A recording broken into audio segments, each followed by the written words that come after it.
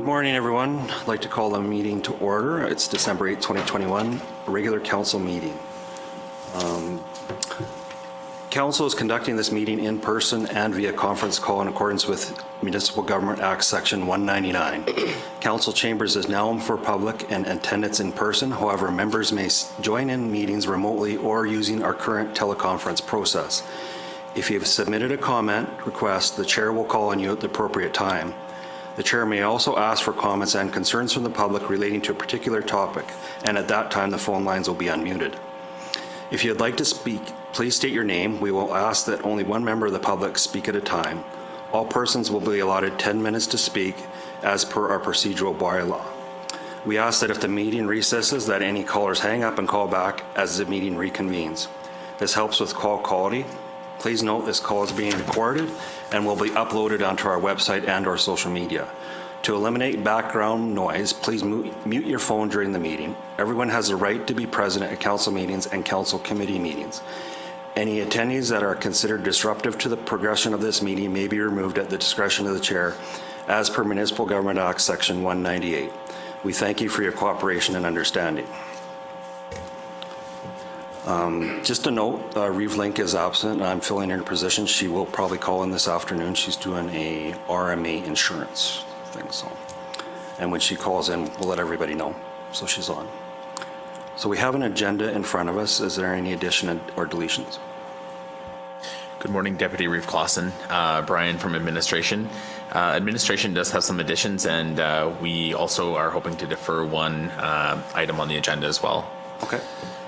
So the first addition, we have an in-camera at 1 p.m. under FOIP Section 16. It's related to broadband. So we'd like to add that under agenda item 6. And we will also pass out the amendments to the agenda after, if approved. We have a handout. And we'd also like to ratify council attendance at the EOEP training program. So we'd like to add that under section 2.3.1. Okay. We'd also like to schedule dates for committee board training. We had discussed this at a previous council meeting. We're just looking for dates from council that council is available to attend. So we'll add that under 2.3.2. And then there was a letter of support request from the Vault Cultural Society Collective. And we'll add that under 2.3.3. And another scheduling of dates. We're hoping to meet with the WID board, so 2.3.4. So those are the additions. And we are also hoping to defer item number 2.4.1, council meeting etiquette, until Reeve Link is back. Okay. Got that down. Looking for a motion to approve the amended agenda. I'll move that. Councillor, sorry, I can't remember your last name. Larson. has made the motion. I apologize. No problem. All in favor? That's carried. General Manager Buteau will hand out just the additions that were just discussed. Just a summary of them. So we also have in front of us minutes from Committee of the Whole, November 9th, 2021.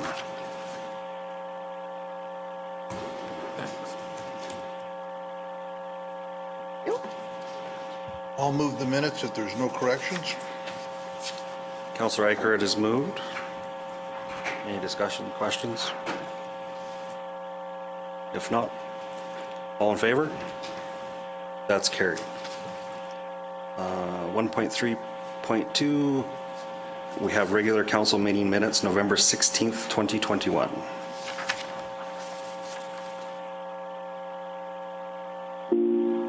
I'll move those minutes. Councillor Bigger has moved. Any discussion? All in favor? That's carried. We have Whately County public hearing minutes, November 16th, 2021 for bylaw 2021-15.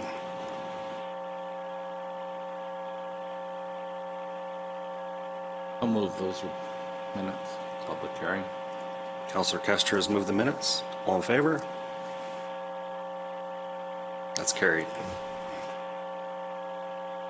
Moving into bylaw readings, bylaw 2021-30, bylaw enforcement officer bylaw.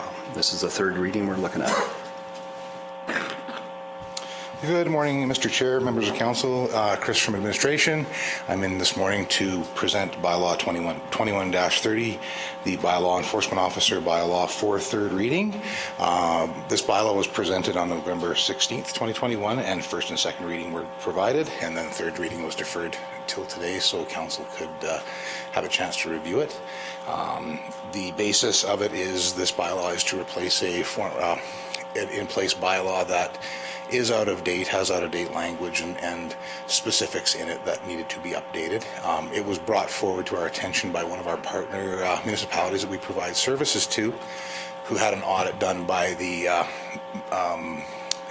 Municipal Affairs, and Municipal Affairs, in reviewing that portion of the bylaw, found a deficiency, and so it was asked that we could review it, and it was on my list of bylaws to review for this year anyways, so I'm presenting it as such, and if there's any questions, I'm free to answer them.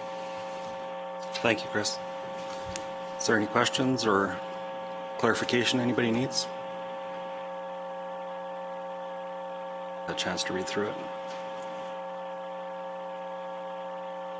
If not, we're looking for a third reading for bylaw 2021-30.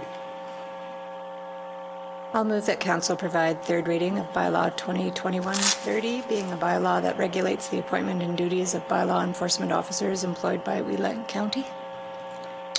Thank you, Councillor Priest. There's a motion on the floor. Any discussion? Call the question. All in favor? That's carried.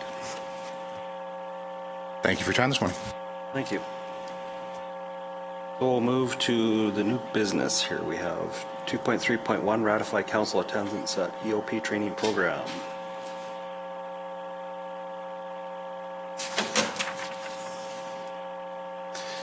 Yes, good morning, council.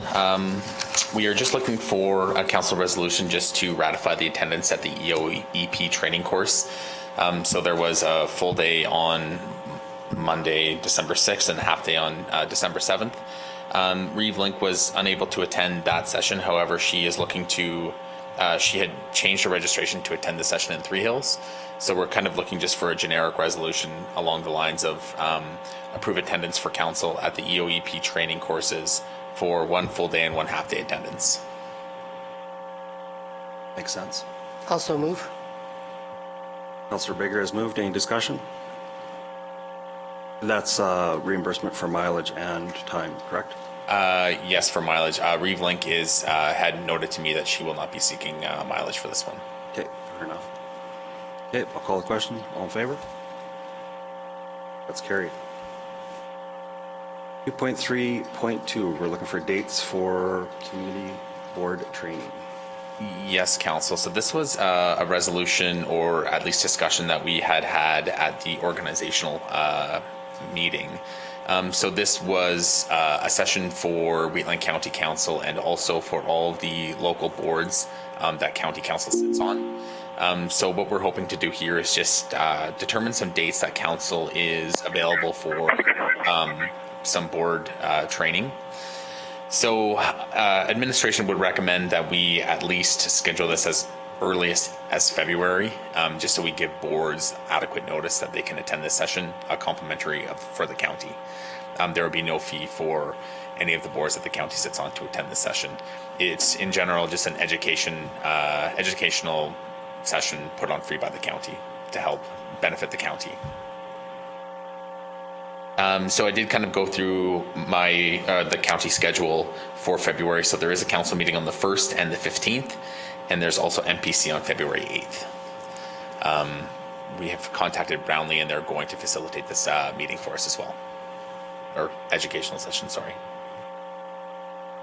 Just a question, thinking a lot of these board members and a lot of these boards work in the evenings, would that be the training be available to do in the evening so we can accommodate everybody? I believe so. I believe their schedule is pretty flexible. There's also an option of conducting the training virtually as well. So there's also in-person option or to do virtually as well. I believe they're pretty open-ended on what they can do and the kind of the presentation format that they conduct for us. For myself, I'd like to have as many people as we can in there, so. I'm pretty flexible to anything, especially the evenings. But, yeah. I believe the session may be around half of a day. So maybe just consider that as we're, if council is intending to move the meeting to the evening. So maybe around 4 hours or so. Can just get long at night. Fair enough. So what do you need from us for this then? Just available dates somewhere in Available around dates. February. If there's some dates that do not work for council, maybe just let me know. I think it would be wise to book in the later half of February if possible as well. You So need that- anywhere after the 15th to the 28th. And would you like that by the end of today or do you time? Whenever council can definitely think about it, then just let me know. And then we can kind of go from there. You need a motion to accept that as information or just? No, I don't think a motion is required. Okay, thank you. Have 2.3.3, the Vault Cultural Collective Letter of Support.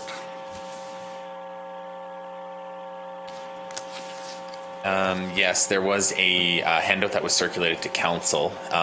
Just let me just grab that.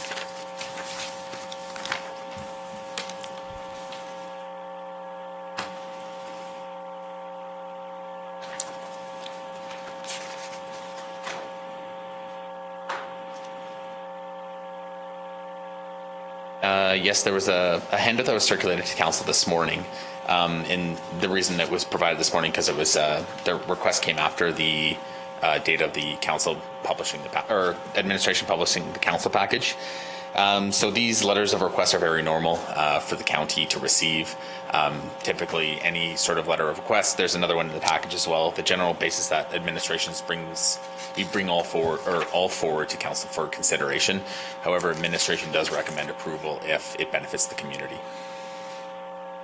And this one, it would benefit the community as well. So we are recommending that council provide a letter of support for the vault. Can you tell me what the Vault Collective is? I don't recall. Did we talk about this before? There was I believe there's a grand opening that we got invited to shortly before Christmas and then it got canceled. It's in Strathmore. It's in the old Strathmore Standard building Oh, yeah. and they turned it into an art. It's mostly from the town, I believe. Yeah, and Historical Society. Historical Society, and I believe we did some insurance for them. we have, and our general basis of how it would kind of support county residents at the county, it is open for county residents to go see as well. So we did add the Vault Cultural Society under our insurance policy as a additional named insurer. So we'll do that for not-for-profit communities and that benefit Wheeling County residents. So it's an arts and cultural organization. Thank you. We could, if council's not aware of what it is, it might not be a bad idea to have them come in and tell us what it is. I don't know what the timeline is on this letter, but that might be an option. Yes, we can definitely do that as well. We can ask them to come in and just present to county council, kind of just the general overview of kind of the organization and what services they do provide. I think there's usually deadlines for those grant applications, so I'll move that we approve the letter of recommendation and that we ask them to come and present to the council at their convenience. Perfect. Your motion on the floor by Councillor Bigger. Any discussion on that motion? Anything further we'd need? Just a sec, I'm just checking this website. Absolutely.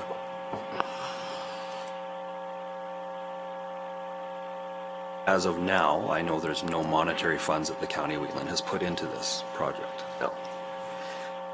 That's all I know. I do not know how it goes. Go ahead. Yeah. They do have a website, so I would suggest that we can, if we want more information, we can check their website out, and then if we still think we need somebody in, we could bring someone in later on. Because as you said, there's no financial commitment for us on this, correct? Yeah. Okay. I don't even know if there's a fee to go see it or if it's open to public. It's open to public, yep. So we can go anytime. So is that an amendment you want to make, Councillor Larson? No, I wanted to check it out and make sure Okay. that there was information available, so I'm comfortable with, we can check it out. If we want someone, we can, at a future meeting, we can request that.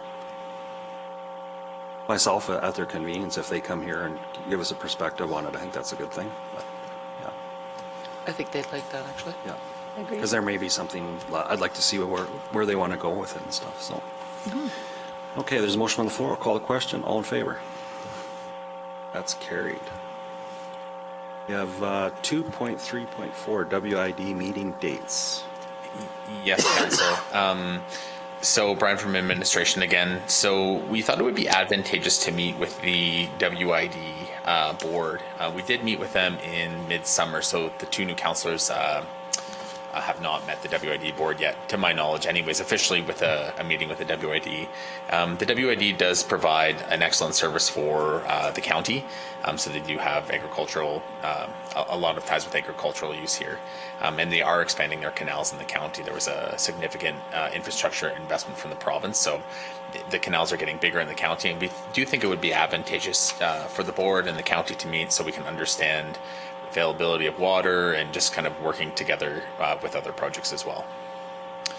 So we're just kind of looking for some dates from council as well, just to determine when we could all potentially meet.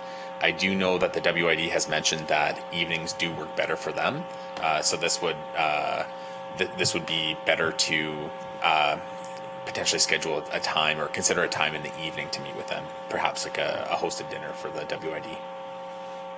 That's what I was going to add too, was probably a hosted, because I know some of the meetings we've had with them, there's been in confidence discussions, and I don't think a public place would be appropriate for. Yes, that's correct. So the last meeting that we had with the WID, so the county council signed a non-disclosure agreement. So all kind of conversations on that, just for future potential business, kind of just things like that. Go ahead. Can I suggest that we maybe do this on an evening after a regular council meeting, or a day when we're going to be here for most of the day anyway, just to reduce mileage? That makes sense. Absolutely. So maybe what we'll do is we'll just leave this one with council as well and just schedule a time informally that works for everyone. And then we'll take it from there. What's the window that they want to have a meeting? It was more county administration requesting a meeting with the WID. Okay. And it was more for kind of water availability and understanding our licenses and future more potential expansion of licenses. So that was kind of the gist of it. I think, just if I could add, Go ahead. the sooner the better, actually, with some of the stuff that's going on. Yes, and I would agree with that as well. So So, maybe we can do, if it would be amenable to council, to see if that WID board would like to meet on December 21st after our regular council meeting. yeah, Sure. And just kind of go from there. that'd be great. That works. And again, no motion is needed, just discussion. I think it's pretty clear. I don't think we'll need a motion. And for after that. we can ratify attendance when we do that kind of stuff, so. Yep. Okay, so that's all the additions there. So we took 2.4.1 has been deferred. 2.4.2, mandatory COVID vaccination for community board members. Is there anybody to present, or?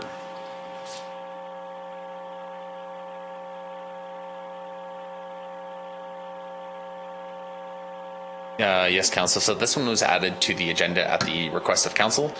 So I'll let council discuss this one. Go ahead. Perfect. Discussion. I just want to get I brought it on because I'm trying to figure out just what a board is allowed and not allowed to do. At the last Wheatland Housing Management Board meeting, it was brought forward that everybody on the board should be vaccinated, which in itself probably sounds like a good thing. The problem is we have now lost a board member, a very important board member. He was the only one on the building committee that had any building experience, because he cannot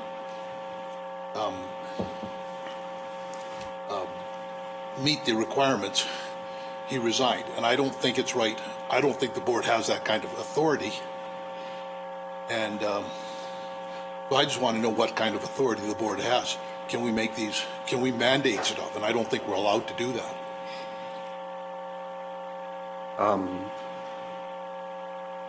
Yeah, without getting into specifics of what board is, I'm curious as to what the issue is with, or not the stand the province has on it, because as I know right now, we are not in a position to discriminate against anybody.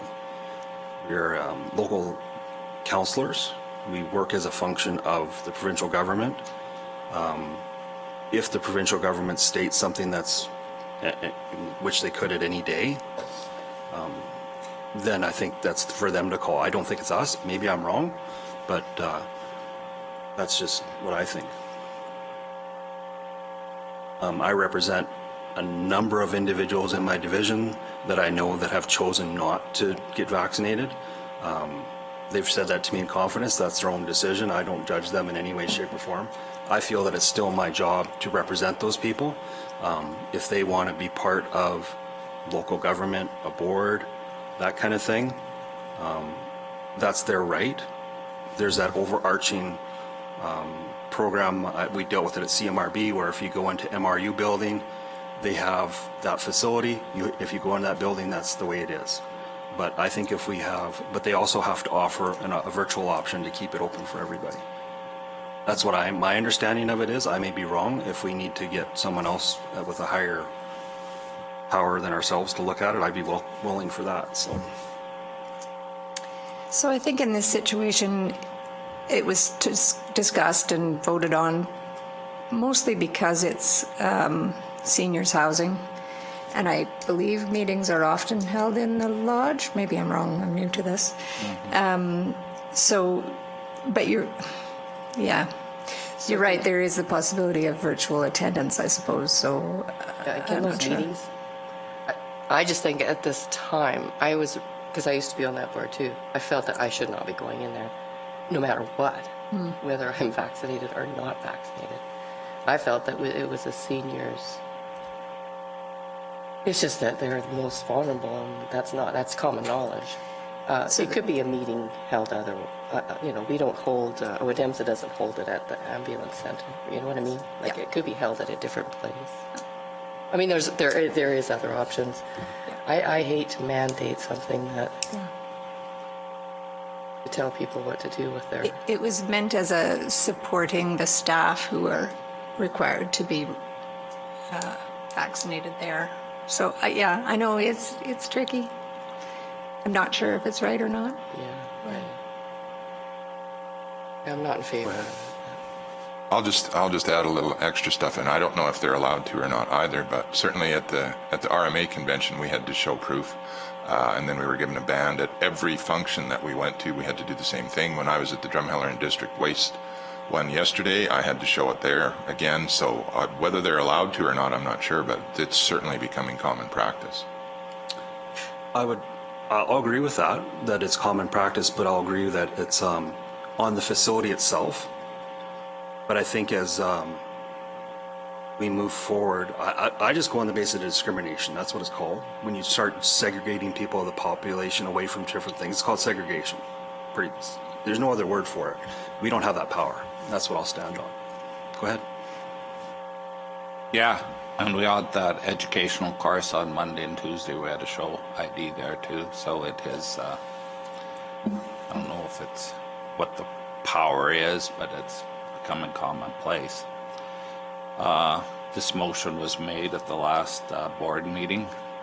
The board had wanted to show support for the staff, which is mandated they all be vaccinated, and we did lose some staff. We did have a board member but we have a very competent board member stepped in to take his place. I don't have any qualms about the replacement for sure. It was also mentioned during the board discussions that the board just does not go to meetings. There is, we engage with the seniors. We have a Christmas party coming up. We have a summer barbecue.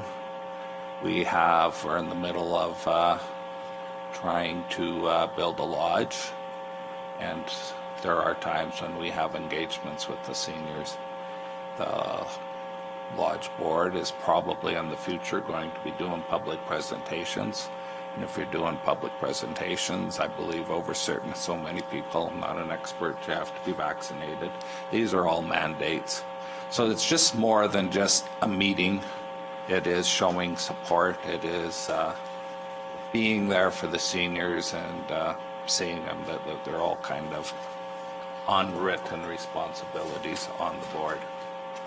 And also, last week I was at the South Regional ASHA conference, where again you had to be vaccinated to show up.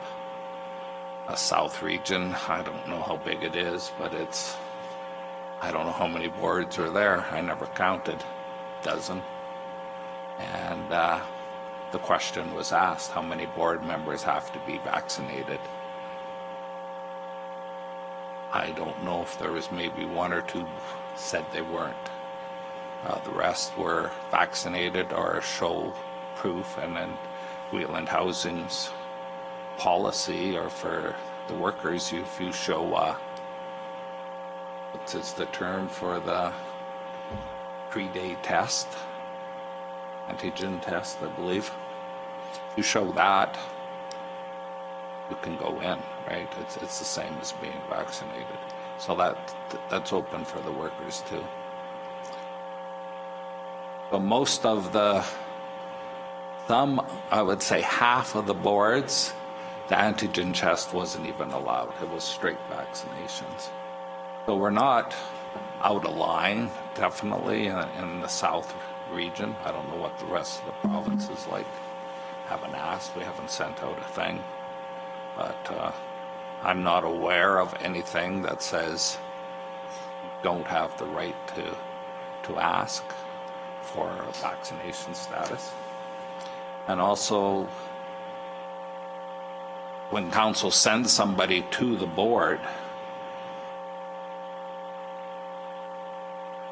if there are board members or council members that are willing to go and meet the requirements, it's not like your council is being shut out. Does that make sense? The council can appoint somebody else to take that place that is willing to meet the requirements of the board. And board, when that motion was presented, there was some discussion. There was mention of it a couple times during the meeting, and there was only 2 that were opposed to it. And it's as simple as that. I don't know if you want to, I don't know who you would even ask to see if the board has that kind of power. Go ahead. I feel we're into territory that, boy, what happens if we start telling people who can go on a board and who can't go on a board because of what? It may not stop just at vaccination. And I have to tell you, you are not safe just because you are vaccinated. And you can still spread it when you are vaccinated. And this is totally true. And either everybody takes that, your rapid test, to be absolutely sure that you don't have it, is the only safe way to do it. And I don't want to put anyone in jeopardy, for sure. I'm not saying that. I'm just saying that these are things that if you start saying, well, I'm going to exaggerate here. I don't like how long that person's hair is. We should have some laws about that too. And I know I'm totally exaggerating. I don't like doing those things, but I don't like saying who could be on a board and who can't be on a board. But I do know that for sure, the safety of the people around you, the best way to do that is through rapid testing, and that's for everybody, if you're vaxxed or not. I can report on on that thing too. It was brought up at a board meeting that everybody should be tested. And the board, especially the staff, didn't see the need because it was said at the meeting that the seniors are not bedridden. They are out and about in the community.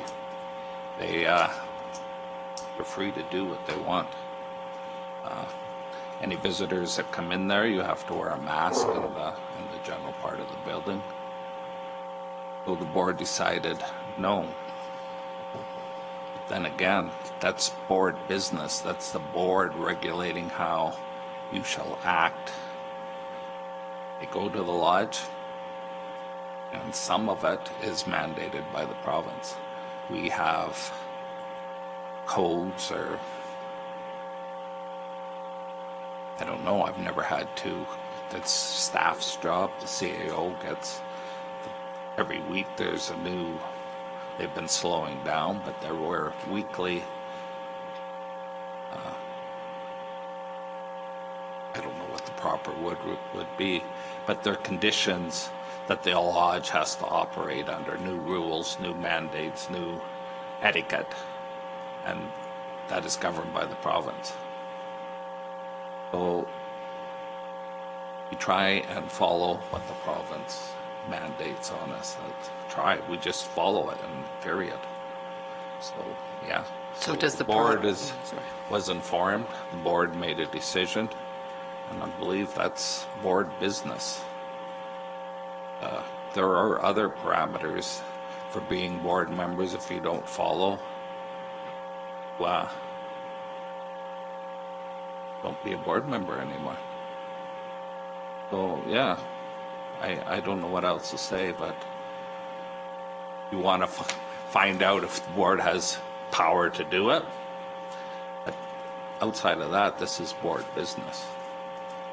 What do you do in a situation like myself that I do not believe anybody has the right to see my personal medical history? Whether I'm vaccinated or not unvaccinated is nobody's business. It is only mine. I refuse to show anybody my papers because I know where this comes from. I know what my ancestors did, not that too many generations ago. This is what we are discrimination. We are forming in Austria. The unvaccinated shop on one side of the shopping centers and the vaccinated shop on the other side. Is that where we come to this? I will not comply. You want to see my papers? It ain't going to happen. I don't know what your alternative is. You could stand me at the door here and tell me that you need papers for me to come into the building. You will have to put a police officer there to stop me from coming in. I am coming in, but I will not show my papers. If I get turned away at the door, then I will do this via Zoom.